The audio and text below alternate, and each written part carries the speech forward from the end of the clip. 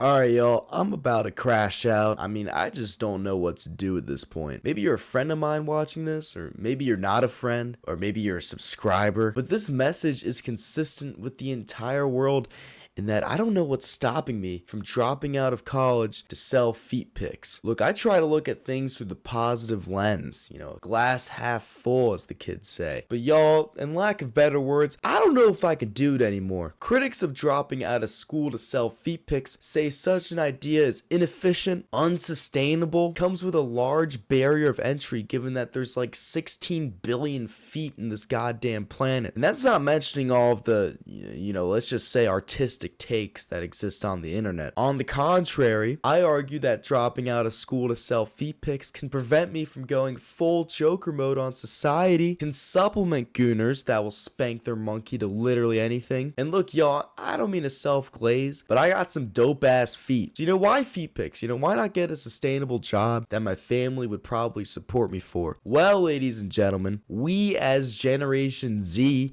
have got to start thinking outside the box. And it all stems from the fact that I don't know what the deal is with boomers. Boomers will sit and lecture us about how entitled and lazy we are. And yeah, to an extent, they're kind of right. There's a lot of motherfuckers that be entitled and lazy out there. But boomers also inherited strong economic growth, which allowed them to accumulate wealth way faster than us or millennials. They also cling on to power. Despite being old as fuck, boomers make up the bulk of US politicians, CEOs, and fun fact, own 52% of the country's net wealth despite making up only 20% of the population. The point is, I am tired of boomers. I am tired of being lectured at by boomers who just go on and say, "Go buy a house, you lazy sack of shit," when despite being in power for goddamn eons, their decision making has ultimately made our cost of living as high as it is now. Boomers also want us to go to war with Iran. Now, I'm not here to lecture people on politics. I don't know if I'm qualified for that. But ladies and gentlemen, my ass is not fighting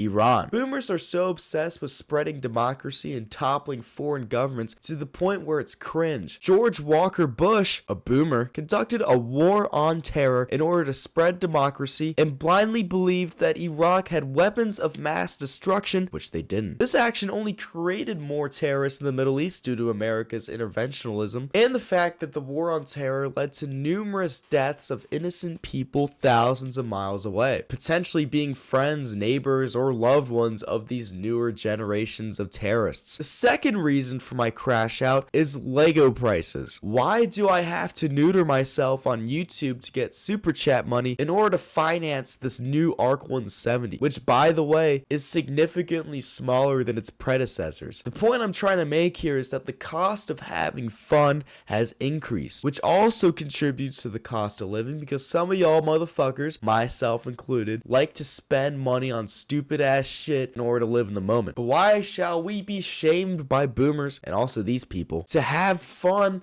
living in the moment, to reap the capitalist rewards set forth by our founding fathers, immigrating family members, ourselves perchance, and embrace our fortunate position in the world by consuming product as opposed to scrapping by as if we're a bunch of rats fighting for the sole piece of Swiss cheese that's located in the middle of a Beyblade arena or some shit. Folks, the question really is, why should I not crash out, leave school, and post pictures of my bare ass feet for the internet to see? In what way is that worse than Lockheed Martin profiting off of war? Or Electronic Arts profiting off of FIFA Ultimate Team purchases made by 9-year-olds? Hell, my feet pics would actually provide more of a net positive than the actual bots that rage bait on Twitter all day.